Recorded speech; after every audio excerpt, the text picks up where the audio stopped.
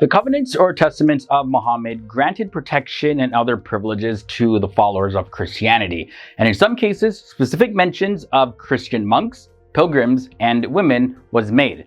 Now, in this episode, I'll be listing 10 great things that the Prophet Muhammad said about Christians through these covenants. Hey FTD Facts fam, welcome back to another episode. My name is Leroy Kenton, and this is a topic that's not necessarily talked about too much, but it was pretty fascinating to dive into it, so I collected 10 of them and I'm about to share it with you guys. Let's jump in. The covenant at number 10 involves monks and pilgrims, and it goes as follows.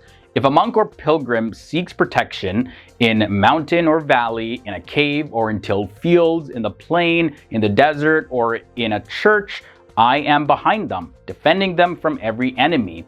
I, my helpers, all the members of my religion, and my followers, for they, the monks and the pilgrims, are my proteges and my subjects.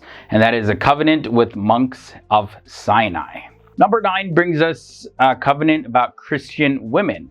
If a Christian woman enters a Muslim household, she shall be received with kindness, and she shall be given the opportunity to pray in her church. There shall be no dispute between her and a man who loves her religion. Whoever contravenes the covenant of Allah and acts to the contrary is a rebel against his covenant and his messenger.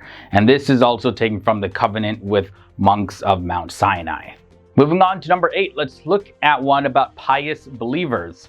All pious believers shall deem it their bounden duty to defend believers and to aid them wheresoever they may be, whether far or near, and throughout Christendom shall protect the places where they conduct worship, and those where their monks and priests dwell, everywhere, in mountains or in the plains, in the towns and in the waste places, in deserts, and wheresoever they may be, that people shall be protected, both in their faith and in their property, both in the west and in the east, both on the sea and on land.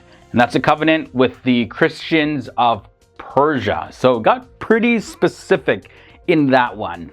Now, moving on to number 7, forced to confess Islam. This one goes as follows. No Christian shall be brought by force to confess Islam, and no disputes except over the better things shall be envisaged in with them. Muslims shall extend over the Christians everywhere the arm of mercy and kindness, protecting them from the exactions of oppressors. Now, this was a covenant with the Christians of Persia also. Now, moving on to number 6, Christians have actually helped, and this one speaks about it. So it says that the Christians respected my alliance, they recognized my rights, they fulfilled the promises that they had made during our meeting. They assisted the lieutenants that I had sent to the frontiers. They earned my concern and my affection by fulfilling the obligations that I had contracted with them. And that's from the covenant with the Christians of Najran. Also, another covenant with the Christians of Najran goes as follows. Do not neglect the Christians. This says, the Muslims must not abandon the Christians, neglect them, and leave them without help and assistance, since I have made this pact with them on behalf of Allah to ensure that whatever good befell Muslims, it would befall them as well, and whatever harm befell Muslims would befall them also. Next up, the covenant at number 4 really speaks about the support for Christians. If the Christians seek the help and assistance of the Muslims in order to repair their churches and their covenants, or to arrange matters pertaining to their affairs and religion, they, the Muslims, must help and support them. And this one was of the covenant with the Christians of the entire world. Also, there's a covenant about the rights of Christians. Christians have obtained enviable rights to enjoy our protection, to be protected from any infringement on their rights, so that they will be bound to the Muslims both in good and bad fortune. Number 2 speaks about honor.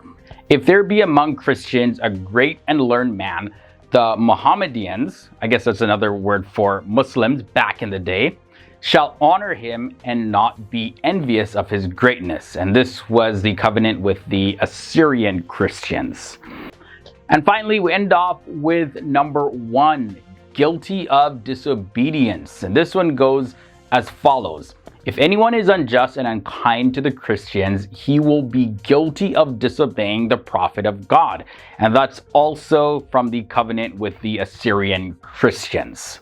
So guys, we made it to the end of another episode. This was just a look at 10 of the greatest things that Prophet Muhammad said about Christians. In this, we saw that he granted specific rights, he created various different pacts, and just laid out various different rights and conditions when it comes to the Muslims' relationship with Christians. So for me, this was very fascinating to look at, and hopefully it was interesting to you as well. If it was, don't forget to leave a like on this video. Also, I want to hear all of your thoughts and comments down below. Join in on the conversation. And before I get out of here, guys, I just want to make mention of our FTD Facts Facebook page. We're at 92,000 followers right now at the time of filming this video. So we're on the road to 100,000 followers. Help us get there, guys. The link to our Facebook page is below in the video description section, where you can see the content that you love here on the FTD Facts YouTube channel, as well as other content that you're not going to find here. The link is below in the video description section, where you can follow us over there, share our posts, and help us on our journey to 100,000 subscribers. And then from there, the sky is the limit. Thank you guys so much for being part of the FTD Facts family. Really hope you enjoyed this episode, and I'll catch you guys in the next one.